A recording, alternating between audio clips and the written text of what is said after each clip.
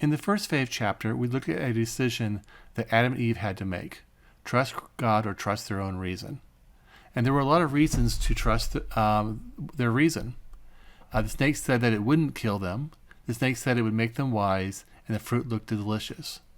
On God's side, there was the command that it would kill them, and that they knew that he loved them. So as we know, they made the decision to trust the snake, and it killed them in the end. Isaac had a similar decision to make.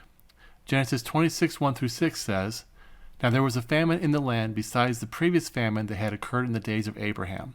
So Isaac went to Gerar, to Abimelech, king of the Philistines, and the Lord appeared to him and said, 'Do not go down to Egypt, stay in the land of which I shall tell you.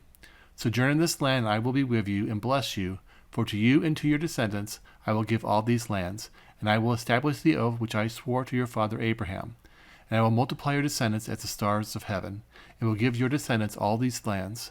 And by your descendants all the nations of the earth shall be blessed, because Abraham obeyed me and kept my charge, my commandments, my statutes, and my laws.'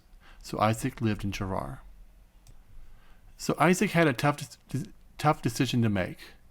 His logic said, hey, there's a famine in the land. I should relocate where there isn't a famine. One of the benefits of being a shepherd is you can actually move your flock to better lands. And the place where there wasn't a famine was Egypt. However, God said to remain in Canaan. And unlike Adam and Eve, Isaac actually trusted God.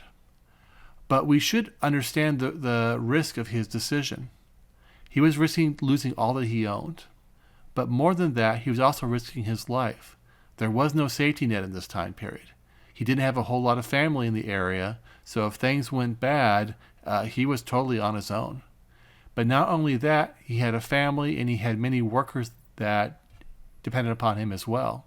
If he made the wrong decision, it would not only hurt or kill him, it would hurt or kill his entire family. But he decided to trust God, and he remained in famine in Canaan. And his worst fears didn't come true. He didn't die. In fact, he remained a wealthy man. And so there was no reason for him to be in Egypt in the first place. What we don't know is what would have happened if he had traveled to Egypt. All the Bible records is what he did choose and the results of that. In the case of Adam and Eve, they chose not to trust God and suffered judgment. And he decided to trust God and received blessing. But maybe we do have some idea of what would have happened to him if he had traveled to Egypt. After him, his son Jacob actually did travel to Egypt. Genesis 46:34 says, "You shall say, 'Your servants have been keepers of livestock from our youth even until now, both we and our fathers, that you may live in the land of Goshen, for every shepherd is loathsome to the Egyptians.'"